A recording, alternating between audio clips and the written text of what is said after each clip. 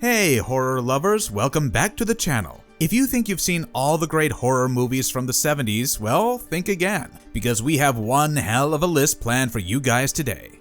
Yes, we're diving into 16 underrated horror movies from one of the best horror eras, the 70s. The 70s were all about building the slow tension in contrast to the 80s, which were all slasher and blood splatter. And we're about to explore some of the eeriest and most gatekept ones.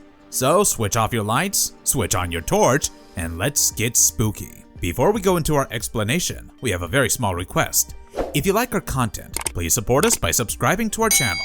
This is a small click for you, but for us, it means a lot. Thank you. Let's begin.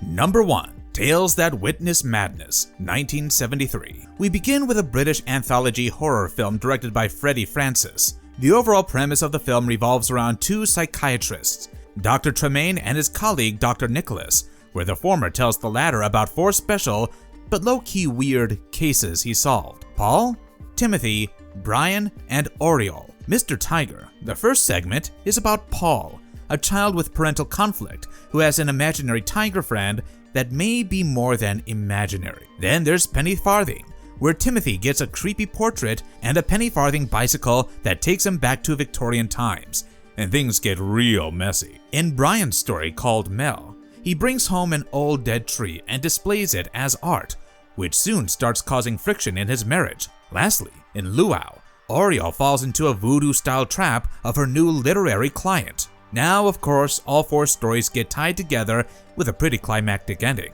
But no spoilers here, you gotta check out the film yourself. One interesting fact is that Jack Hawkins appears in the film, but you'll never hear that his voice is dubbed by Charles Gray. This was because Hawkins had actually lost his larynx. Although the film is definitely worth a watch, particularly for how well it creates that uneasy tension instead of relying on jump scares, I must say not all the segments will wow you. While some do a good job with the slow pacing and eerie premise, others really drag things out. Why don't you guys let us know in the comments what you think and which segment was your favorite?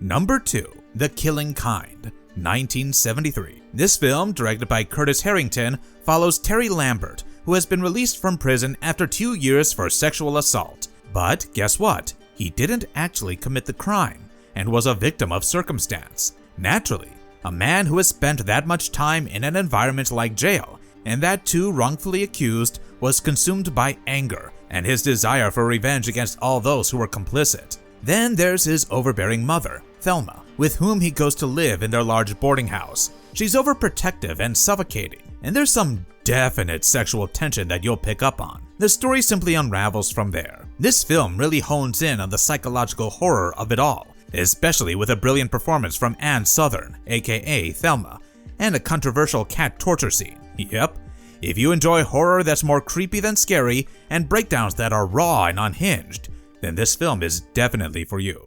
Look at this knife. Look at it. You killed a man with this knife. Number 3. Sisters, 1972. This one was particularly intriguing, and once again went down the psychological horror thriller route, but with a little more blood. Directed by Brian De Palma, the film opens with Philip Wood, an advertising salesman, who wins a dinner for 2 and takes the model, Danielle Breton. Things, of course, get steamy, and they go to her apartment to hook up. She then tells him that her conjoined twin, Dominique, who has recently been separated, is coming to celebrate their birthday. But when Philip returns with cake and a refilled prescription, he gets stabbed to death by a crazed Dominique.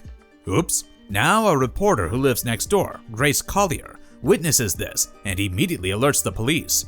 But the investigation goes nowhere, and nothing seems to make sense. The story has some really good twists and turns, although horror connoisseurs might be able to predict them. Oh no, have I said too much?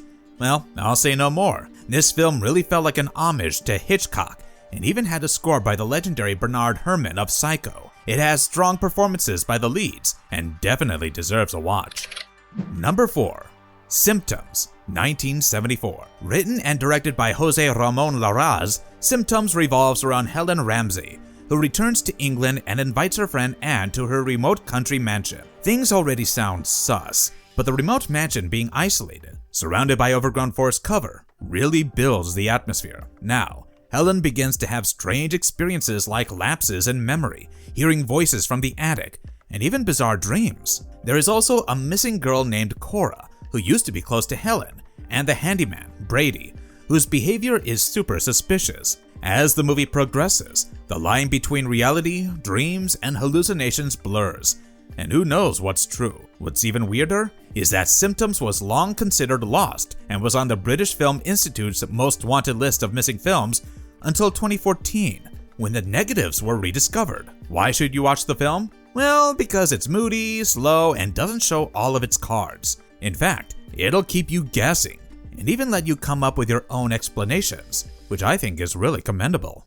Number 5. The Possession of Joel Delaney, 1972. Now, this supernatural horror from director Waris Hussein is about Nora Benson, a wealthy New York divorcee whose younger brother, Joel Delaney, has finally returned from Tangier and begins behaving erratically. And guess what?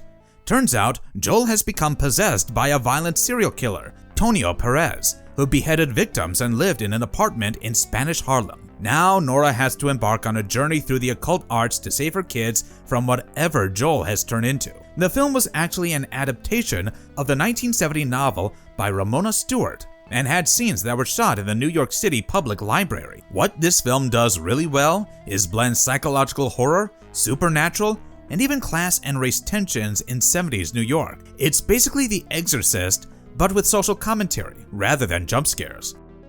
Number 6. The Bride, 1973. The Bride, which was originally known as The House That Cried Murder, is yet another psychological horror directed by Jean-Marie Pellissier. The premise basically revolves around this couple who are about to get married, a wealthy socialite Barbara and David. It's clear that Barbara has some issues, but she absolutely loses it when she finds David cheating on her with his ex during their wedding reception. What follows are some really strange and scary happenings that leave David and his ex Ellen afraid for their lives. But as always, there's a twist.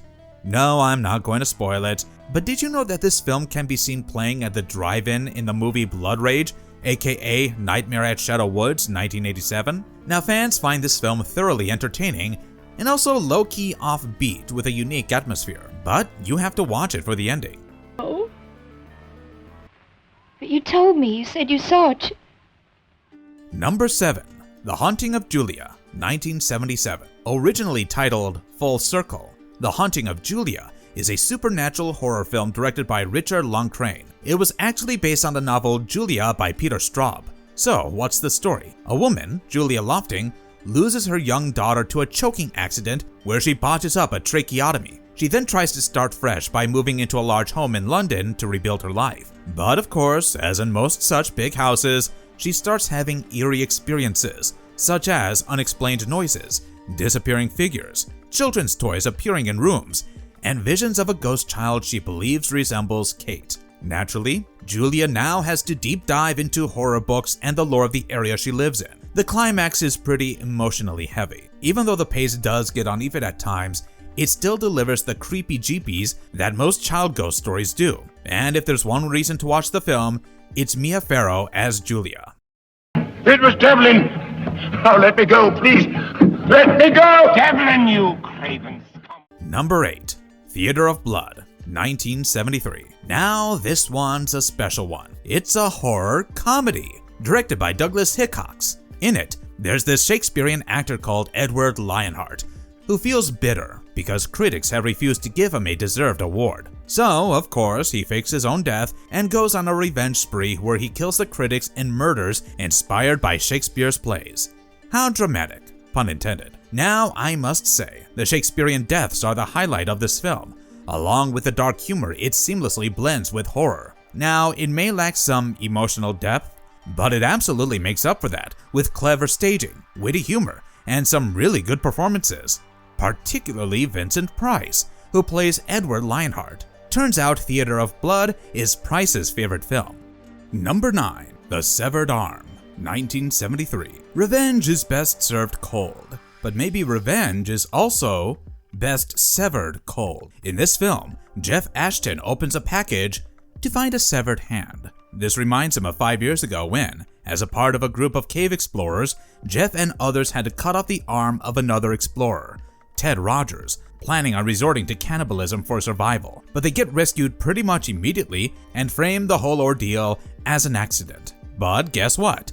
Ted is out for revenge, and things are about to get intense. Now, reviews do tend to criticize the film quite a bit, especially on technicalities like why the dark cave is lit in some scenes, or why the crew has not lost any weight despite starving for 2 weeks. But I must say, the film does a very good job of utilizing tight spaces and invoking this dreaded claustrophobic feeling in you.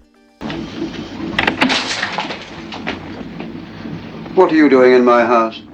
Number 10. House of Mortal Sin, 1976. Also known as The Confessional, this film, directed by Pete Walker, is a British horror about a priest, Meldrum, who becomes obsessed with saving sinners, especially women, and has really harsh and perverse methods. No surprises here. Basically, a woman, Jenny, approaches him after her fiancé leaves her, and he begins to manipulate her, using his position and moral authority to control her life. What follows is a whole lot of religious hypocrisy, obsession, guilt, and abuse of power. Now, fun fact, the role of the priest was originally offered to Peter Cushing, and it was rumored that he rejected it because he hated the script. Except, the real reason was just scheduling conflicts. Sorry to disappoint. This film isn't your typical horror, but rather leans into the horrors of human wickedness and religious extremism, which leads to a pretty interesting atmosphere.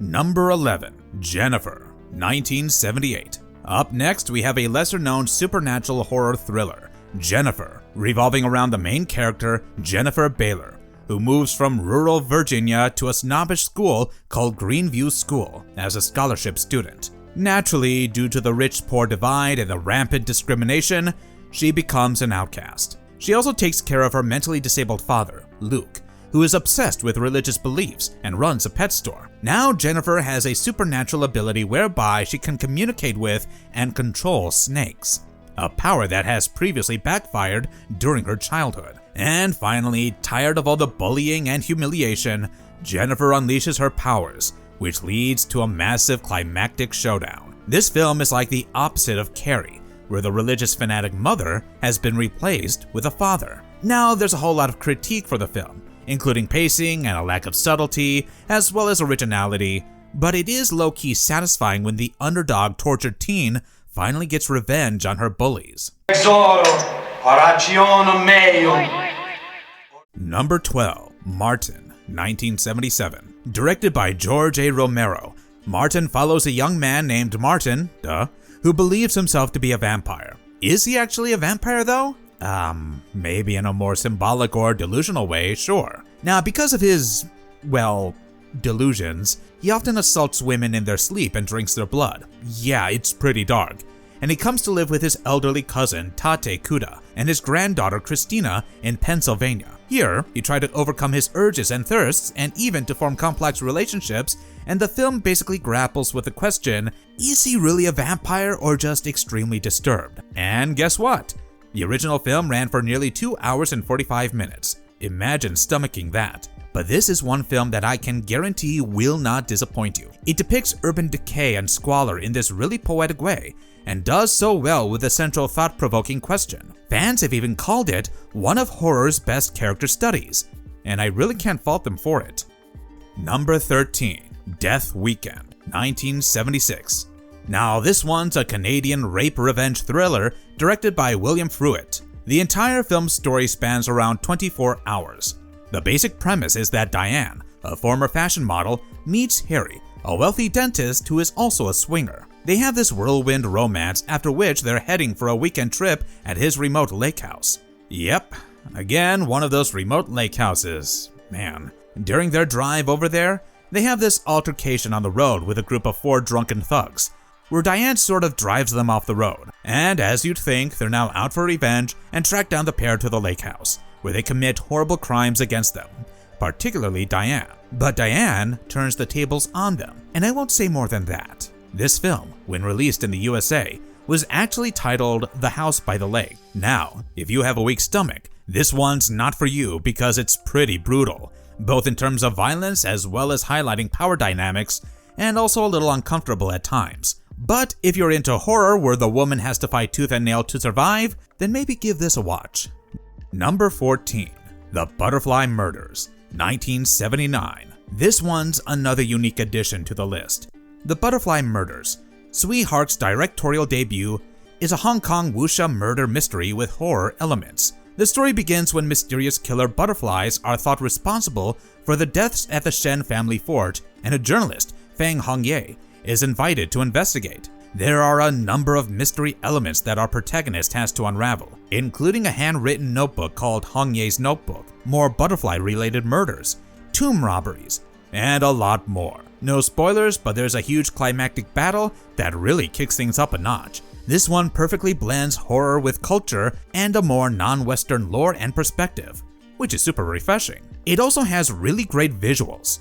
So, if you're into those weird but stylish genre-bending films, then this one will be right up your alley. It's like martial arts plus horror plus mystery equals a cult classic.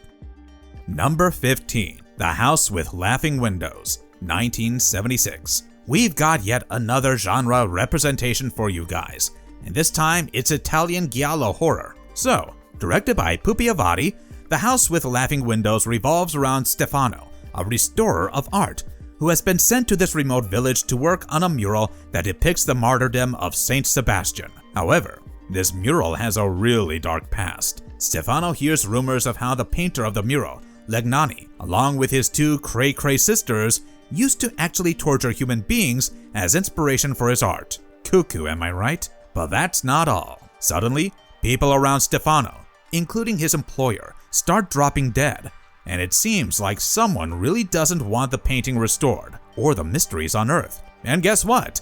The idea behind it has actually come from a childhood story the director had heard. If you like slow horror that's low-key beautiful, but also eerie and creepy, then go watch this underrated giallo right now. The girl that led me to the party, she was warning me.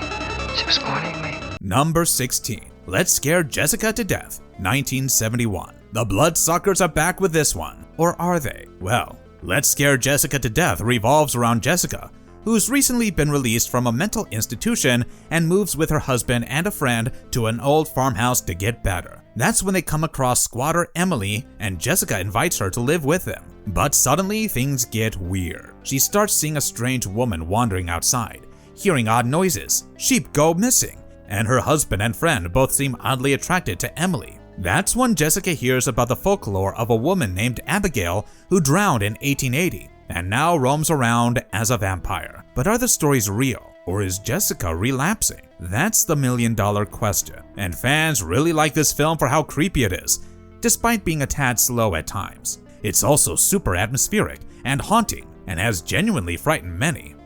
Marvelous verdict. So, after scaring ourselves, in the best way possible, through these 16 lesser-known 70s horror films, I must say, the level of experimentation during the era was commendable. They didn't always have huge, fancy, Conjuring-level budgets, or even famous directors, but they had everything from mood, atmosphere, tension, and psychological horror that is unlike what we see today. Not all of them are perfect, but they sure leave a mark in their own unique ways. So, which one was your favorite on this list, and do you think we missed out on any? Comment down below. Also, smash the like button and subscribe to our channel if you enjoy the content. We'll see you next time. Till then, keep away from Ouija boards and remote isolated mansions, guys.